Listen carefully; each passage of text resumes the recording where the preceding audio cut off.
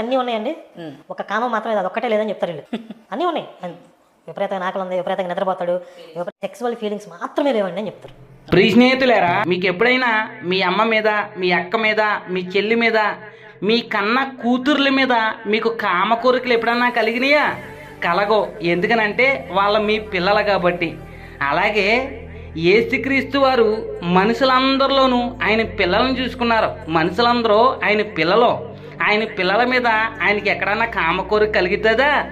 Bible ప్రకారంగా మనుషులందరూ దేవుని పిల్లలు. సృష్టించిన సృష్టికర్త సృష్టించిన వారికి తండ్రి, నేను మీ తండ్రిని అని రాయబడ్డది. ఇంకొంచెం అర్థమయ్యేలాగా చెప్తాను. యేసుక్రీస్తు వారు మానవ శరీరంలో ఉన్నారు కాబట్టి ఆయనకు ఆకలేసింది కదా అని చెప్పేసి శ్మశానంలోకి వెళ్ళి శవాలను తినలేదు. ఒక తెలివి జ్ఞానం కలిగినటువంటి మనిషి ఏం తింటాడో అదే తిన్నాడో, అంతకంటే తక్కువ తిన్నాడు. ఎందుకనంటే ఆయన ఉపవాసాలు చేశాడు అని రాయబడ్డది గనక.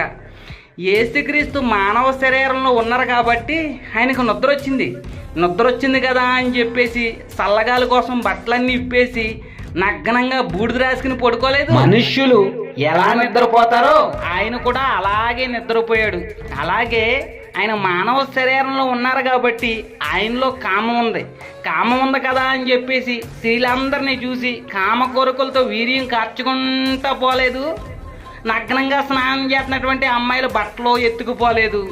ఎందుకనంటే మనుషులందరూ ఆయన సృష్టించిన పిల్లలు కాబట్టి మీ పిల్లల మీద మీకు కామ కోరిక కలగదు కదా, మరి దేవుడు మీకంటే గొప్పవాడు కాదా? యేసుక్రీస్తు వారు ఒక వ్యభిచారిని చూసి ఒక తండ్రి కూతురిని ఎలా పిలుస్తారో అలాగ ప్రేమతో అమ్మా అని పిలిచారు. ఒక స్త్రీని చెడు ఆలోచనలతో చూసినప్పుడే మనసులో కామ కోరికలు కలిగితే, కానీ ప్రభు అయిన యేసుక్రీస్తు వారు ఏ స్త్రీని కూడా చెడు ఆలోచనతో చూడలేదు.